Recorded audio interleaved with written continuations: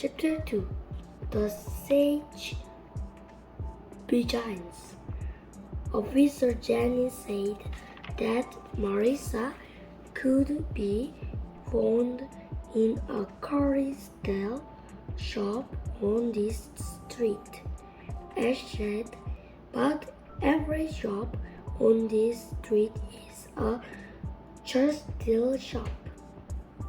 Ash looked up and down the street, perplexed. After laughs landed on Sunburst Island. They headed right into town. Ash couldn't wait to find the person who wrote that note. Sunburst Island is famous for its crystal, Tracy explains. Most of the island's invitations are glass artisans. Their work draws a lot of tourists. Ash prized his face organized the window of a nearby shop.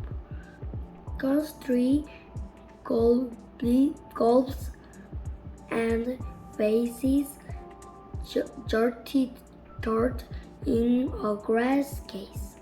The stuff is pretty nice, Ash admitted. Pikachu agreed. Then a gruff voice, strange Ash, face it, Marissa, your brother might as well close his door for good. He doesn't even have anything to sell. Marissa, that's who we're looking for, Ash thought. He turned around. The boys belonged to a serious shopkeeper wearing an apron. He was talking to a little girl in pastels. Don't say anything about my big brother, said the girl defiantly. Ash stepped in between them. Are you Marissa? He asked the girl. She nodded. I need to talk to you, Ash said. Come inside my brother's doors, she said. As Turkey, Misty, and Pikachu followed Marissa into a small shop. The window displays rare beer. Inside, small crystal Pokemon fighters will scut on a work table. Ash was curious about the features, but he was more curious to talk to Marissa. He took the letter from his pocket. Did you write this letter? He asked her. Marissa's face lighted up. You found my letter. Can you tell me about the crusted onyx? Occultly, we don't know anything about it, Ash said. We were hoping you could tell us about it. Marissa looked like she might cry.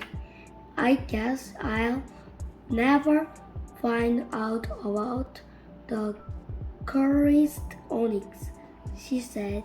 Sorry, Misty said gently. A young man stepped into the room. He was tall, with short blonde hair. Is my little sister bothering you? He asked. Not at all, Misty said. This is my brother Matthew, Marika said. Ash and the others interrupted them first.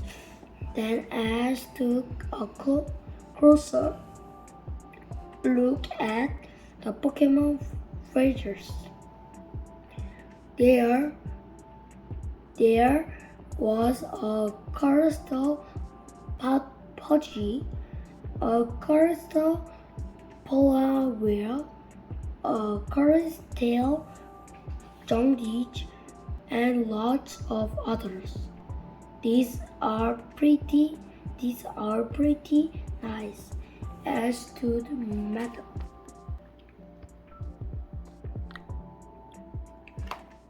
Why don't you put them in your window and sell them? Matthew's face cold. Because they are no good. My grandfather used it to run this store. He was very talented. But my work just can't compare. Percy picked up a crystal dicto and explained it. What's so bad about them? He asked. They don't look like living Pokemon, Matthew said. Grandpa's Pokemon looked like they might come alive at any moment. He replies, it's because Grandpa had in person. He saw the Corso Onyx. Ash picked up the Corso Onyx. He asked. Matthew nodded. Its anity boy was made out of kosher. Grandpa saw it when he was a young artist. After that he was able to make one great work after another. Matthew walked to a bristle on the floor. He put away a cloth covering the pet's tail. Ash grabbed it. A large crystal circlet of an onyx rattles there. It looks amazing real. It's of if I could find the dresses onyx, I might be able to cut things like this, Matthew said softly. Misty turned to Marissa. So that's why you put the message in the bottle, she said. You wanted to tell your brother. Marissa nodded. We'll help you look, Ash said. If your grandfather saw it, it can't be too fair, can it?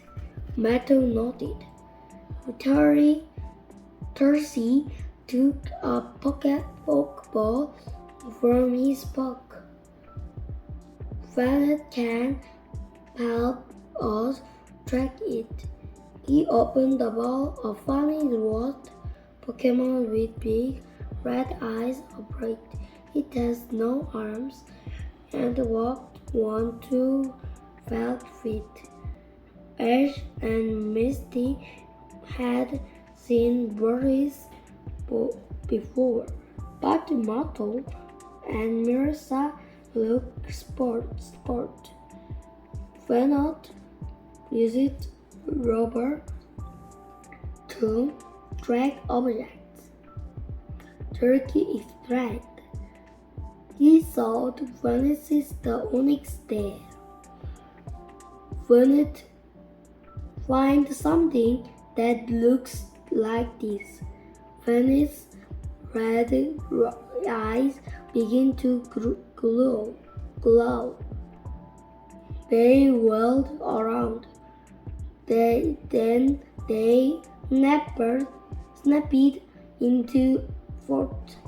The Pokemon hopped toward the door. Let's go, Ash said. The group followed Friend through town and then out to the beach. Venot happened along faster and faster. I think Venus found something, Percy said excitedly. Venot happened around a sand dune. The others followed. The Pokemon had stopped in front of a large group of round rocks. The rocks were plugged in a long circle shape. They almost looked like an onyx. Tricky sighed. Venice Raider can only do so much, he said. Let's try another Pokemon.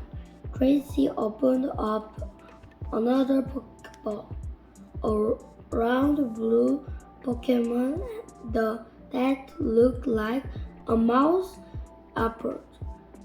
It had large ears and a round ball on the end of its tail. It's Murray, I said. Murray has a great hearing, right? Tracy nodded. It can detect the colors of Pokemon at great distance, Marcy said. Tracy took a small type record out of his pack. He slid in a type and passed by.